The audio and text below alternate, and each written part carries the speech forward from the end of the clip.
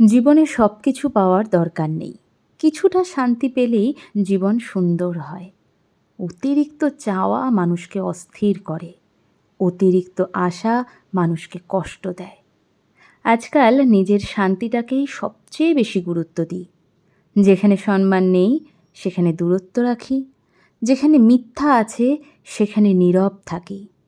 যেখানে ভালোবাসা আছে সেখানে মন খুলে থাকি। কারো মন জয় করার জন্য নিজেকে আর বদলাই না।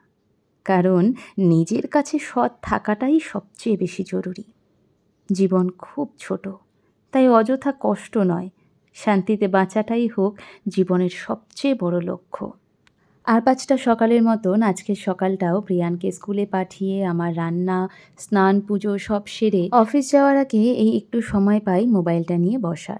আর তখনই ফেসবুকে এই লেখাটা চোখে পড়ল। সত্যি তো, অতিরিক্ত চাওয়া, অতিরিক্ত আশা আমাদের স্বাভাবিক জীবনের শান্তিটাকে নষ্ট করে দেয়। যেখানে কোনো আশা নেই, কোনো চাওয়া নেই, সেখানে কোনো অস্থিরতাও নেই, সেখানে কোনো কষ্টও নেই। তাই নিজেকে ভালো রাখার সবচেয়ে ভালো উপায় হলো কারো কাছে কোনো চাওয়া, আশা কিছু রাখা নয়। নিজের মতন নিজেকে ভালো রাখা।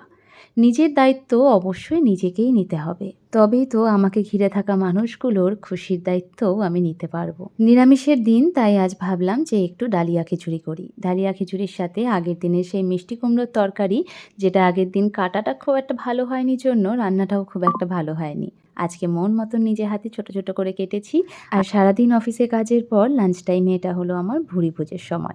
তো চলো আজকের মতন এখানটাতেই টাটা, দেখা হচ্ছে নেক্সট ব্লগে। আজকের মতন এখানটাতেই ব্লগটা এন্ড করছি। সবাই খুব ভালো থেকো, সাবধানে থেকো আর সুস্থ থেকো।